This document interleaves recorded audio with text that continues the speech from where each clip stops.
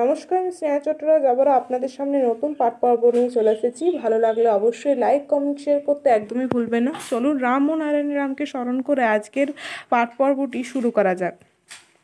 একদিন আমাকে সামনে রেখে ঠাকুর আলোচনা চক্রের অধ্যক্ষ RKC এর আমার বিরুদ্ধে অভিযোগের জবাব দিতে গিয়ে সুস্পষ্ট ভাষায় ব্যাখ্যা দিয়ে বললেন, ও যা কিছু করে আমার নির্দেশ নিয়েই করে, আমার নির্দেশ ছাড়া সে কিছুই করে না। শুনে বুকটা আনন্দে ভরে গেল। তাহলে আমার বরাবরের মনের প্রার্থনা তিনি প্রকৃতপক্ষে পূরণ করেছেন। ঠাকুরের নির্দেশ মতো সারা বর্ধমান জেলাব্যাপী যাত্রা নাটকের মাধ্যমে ঠাকুরের তত্ত্ব প্রচারের দায়িত্ব নেয় জেলা সংগঠন। পরিচালনার দায়িত্ব নেয় সন্তান দলের বিশিষ্ট কর্মী সংগঠক প্রণব চৌধুরীকে।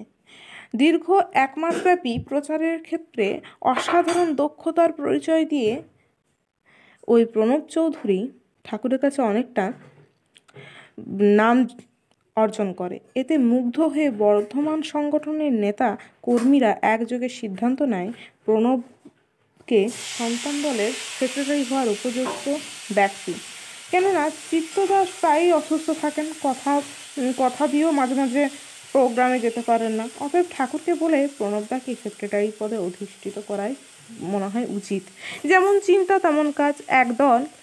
একদিন দল বেঁধে 40-45 জন হবে, তারা ঠাকুরের বাড়িতে গিয়ে দর্শনে করে তাদের তাদের যে প্রস্তাব তা পেশ করলেন। বাবা চিত্তদা প্রায় অসুস্থ থাকে, কথা দিয়েও অনেক প্রোগ্রামে যেতে পারেন না। আমরা দেখলাম প্রণবদা বেশ ভালো এই পদের জন্য, ওকেই সন্তান দলের সেক্রেটারি করা হোক। ঠাকুর মন দিয়ে সব শুনে বললেন, তোমরা সবাই ঠিক করে ফেলেছ? হ্যাঁ বাবা, আমরা সবাই এ ব্যাপারে একমত, প্রণবদা আমাদের সেক্রেটারি হোক। ঠাকুর গম্ভীরভাবে বলিলেন, ঠিক আছে, তোমরা সবাই মিলে যখন ঠিক করেই ফেলেছ তো আমার বলার কিছুই নেই আর। তবে ভোটটা আমি কিন্তু চিত্তকেই দেব। শুনে সবাই হতবাক, পরস্পরের মুখের দিকে চাওয়াচাই করতে লাগলো। নিজেদের ভুল বুঝতে পেরে চন্দন মিত্র ঠাকুরের চরণে ধরে বলল, ঠাকুর তুমি আমাদের ক্ষমা করো। 70 দশকে মাঝামাঝি থেকে প্রতি 3-4 বছর পরে পরে সন্তান দলের মাননীয় প্রেসিডেন্ট অচল সেন অ্যানুয়াল জেনারেল মিটিং এর আগে কেন্দ্রীয় কমিটিতে কিছু রদবদলের প্রস্তাব পেশ করতেন ঠাকুরের কাছে। তার মধ্যে আমার নামটাও থাকতো, কেননা আমার প্রতি তার বিশেষ এক নজর ছিল। প্রতিবারই ঠাকুর তাকে বলতেন, অন্যগুলো তুমি ঠিক করো, তবে চিত্তর ব্যাপারটা আমিই ঠিক দেখব। কিছুতেই ঠাকুরকে রাজি করাতে পারিনি আমাকে কমিটি থেকে তথা সম্পাদকের পদ থেকে সরাতে। সেইটি করলেই ঠাকুর অপারেশনে সৎকারের পরে এক্সিকিউটিভের কমিটির জরুরি মিটিং ডেকে আমাকে সংগঠন থেকে বহিষ্কার করে। আমি তখন জেল হাজতে। আমার মুখের বাক্য বেদ বাক্য, আমার গণিতে আমার হিসাবে কোনো ভুল নেই। আমি মামুলি গুরুগিরি করতে আসিনি, ভগবান অবতার সাজতে আসিনি, আমি শয়তান পেটাতে এসেছি। প্রয়োজনে আমি প্রকৃতিকে দিয়ে বিপ্লব করাবো, কেননা প্রকৃতি সাম্যবাদের প্রকৃত শিক্ষক। শয়তান রূপে প্রচার হবে, ভগবান বনে চলে যাব। সারা পৃথিবীর মানবজনকে একত্রিত করব। বালক ব্রহ্মচারী শয়তান যেদিন যাব সারা পৃথিবীর মানুষ জানবে আকাশের ভগবান মাটিতে নেমেছিল। আমরা জেনেও জানিনি, বুঝেও বুঝিনি। সেই দিন তারা অনুতাপের জ্বলতে জ্বলতে আমাকে সন্ধান করতে গিয়ে আমাকে না পেয়ে তোমরা আমার সরাসরি শিষ্য জেনে তোমাদের স্পর্শ করে বিশ্ববাসী ধন্য হয়ে যাবে। বজ্রকণ্ঠে তার এই আশ্বাসবাণী ধ্রুবতারার মতো আমার জীবনে দিশারি হয়ে রয়েছে। তাই দুনিয়া শুদ্ধ লোক যদি আমাকে এক বিরুদ্ধে বোঝাতে চায়, ব্রহ্ম বিষ্ণু মহেশ্বর দর্শন নিয়ে যদি এর বিরুদ্ধমত জানায়, আমায় এক চুল টোলাতে পারবে না। আমার এই বিশ্বাসের থেকে জানি আমার অতি হিতৈষী ভাইয়েরা আমার বিরুদ্ধে কুৎসা ছড়াবার নতুন খোরাক হয়তো এই পুস্তকা থেকে সংগ্রহ করতে পারবেন এবং তা সচ্চরে প্রকাশ করতে কাল বিলম্ব করবেন না। আমি প্রস্তুত তাকে সদ্দারে বরণ করে নেবার জন্য, কেননা সুনাম দুর্নাম আমার কাছে দুয়েই সমান। তখন মাত্র 8-10 বছর বয়স।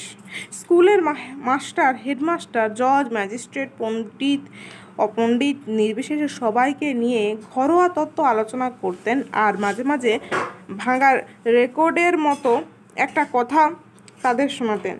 দেখবি, সব ঘরের দেওয়াল আমি ভেঙে দিয়ে যাব, সব সীমানার গণ্ডি মুছে দিয়ে যাব, সারা পৃথিবীকে এক ঘর এক পরিবার মানব। তার মানে এ নয় যে সব ঘর ভেঙে আমি পৃথিবীটাকে শ্মশান বানিয়ে দিয়ে যাব। আমাদের মানসিকতা, ভালোবাসার সত্তা যার যার ঘরের চার দেওয়ালের মধ্যে আটকে আছে, ওই ভালোবাসার সত্তাকে আমি দেওয়াল টপকিয়ে বিশ্বময় ছড়িয়ে দিয়ে যাব। তোমার ঘরটি শুধু তোমার ঘর নয়, তোমার ঘরের মানুষজনই শুধু তোমার আপনজন নয়, বিশ্বের প্রতিটি মানুষ, প্রতিটি জীব তোমার আপনজন, প্রাণের জন, মা, ভাই, বোন। সেই মানসিকতা আমি তৈরি করে দিয়ে যাব। বয়সকালে জনসমক্ষে বজ্রকণ্ঠে ঘোষণা করিলেন, খণ্ড জাতি, খণ্ড ধর্ম আমি রাখবো না। সারা পৃথিবীতে এক ধর্ম হবে, এক জাতি হবে, এক নীতি হবে, এক সমাজ ব্যবস্থা, রাষ্ট্র ব্যবস্থার প্রবর্তন করা হবে। তারই জন্য সৃষ্টি করেছি এই সন্তান দল, সন্তান পরিবার, অখণ্ড বিশ্ব পরিবার। যদি প্রয়োজন হয় পৃথিবীর 10 আনা লোক শেষ হয়ে যাবে, তবু এই দলবাজি, সম্প্রদায়বাজি আমি থাকবো না। আমার দীক্ষিত সন্তানদের নিয়ে আমরা এক সন্তান দল করেছি। শুধু এটা সন্তান দল নয়, পৃথিবীর গর্ভজাত জীবজন্তু, গাছপালা, কীটপতঙ্গ, মানুষ, সব সন্তানকে নিয়ে আমরা এই সন্তান দল করেছি, সন্তান পরিবার করেছি। শুনলে আজগুবি, অবাস্তব মনে হতে পারে। মানুষকে নিয়ে দল সম্প্রদায় হয়? জীবজন্তু, গাছপালা, কীটপতঙ্গ, এদের নিয়ে দল? এদের কি পরিবার? এ কেমন আজগুবি কথা বলছেন? বাস্তবের জীবন্ত দৃষ্টান্ত তুলে ধরলেন। এখানে একই মানুষের গর্ভে 8টি, 10টি, 15টি সন্তানের জন্ম হতে পারে, কিন্তু আকার আকৃতি সবার এক হয় না। কেউ দেখতে সুশ্রী, আবার কেউ দেখতে কুশ্রী, কেউ স্বভাবে সাধু, কেউ আবার শয়তান, কিন্তু পরিচয় তাদের কি? ভাই ভাই, ভাই বোন, বোন বোন। ঠিক তেমন না? ঠিক তেমনই আমরা একই পৃথিবীর মায়ের গর্ভজাত সন্তান। কেউ মানুষের আকৃতি পেয়েছি, কেউ বাঘ, ভালুক, সাপ, ব্যাঙ, কীটপতঙ্গের আকৃতি পেয়েছি, কিন্তু পরিচয় ভুললে চলবে না। আমরা পরস্পর ভাই ভাই, ভাই বোন।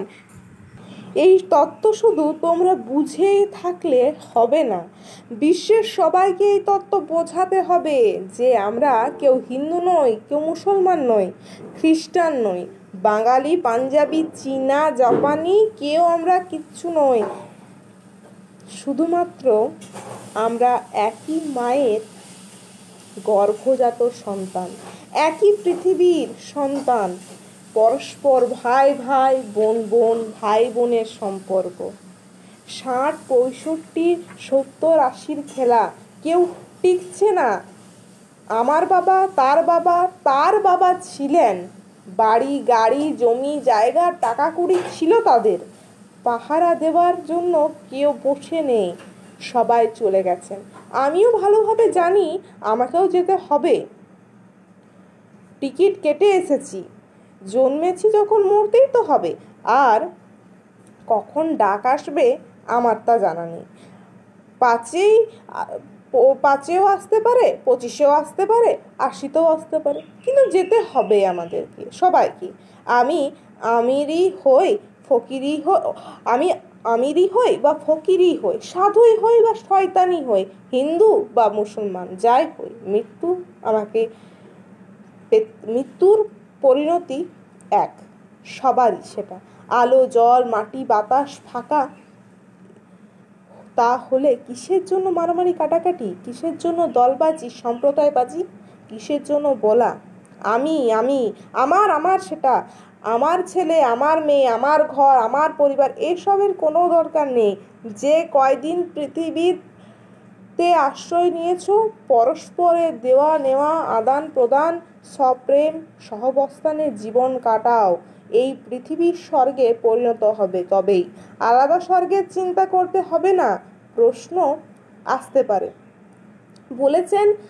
বলছেন আপনার সন্তান দল কোনো খণ্ড দল সম্প্রদায় দল এরকম কোনো নেই, অখণ্ড বিশ্ব পরিবারের তত্ত্বের ভিত্তিতে প্রতিষ্ঠিত, তাহলে দল কথাটা ব্যবহার হয়েছে কেন, সন্তান দল কেন বলেছেন?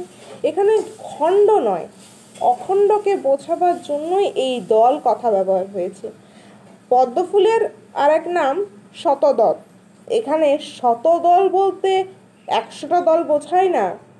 এই দল অর্থ বুঝিয়েছে পাপড়ি, অর্থাৎ 100টা পাপড়ি নিয়ে একটা ফুল। তাই সন্তান দল অর্থ বিশ্বের সব সন্তানকে নিয়ে একটা দল, একটা পরিবার, বিশ্ব পরিবার। সন্তান দলের প্রতীক দিলেন ত্রিশূল লাঞ্ছিত গৌরী পতাকা।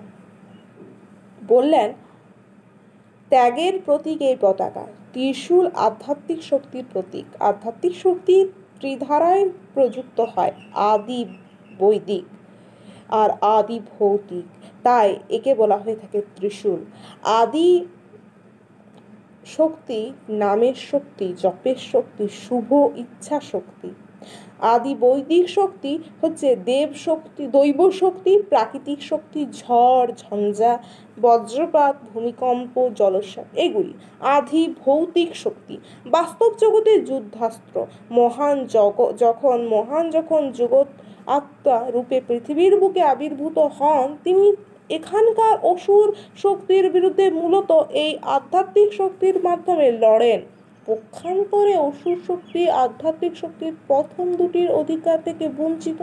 তারা কেবল মাত্র তৃতীয় শক্তি তথা ভৌত শক্তির সাহায্যে লড়ে, তাই তারা পর্যদস্ত হয়। এখানকার মূর্তির মানচিত্রে তার দৃষ্টান্ত মেলে।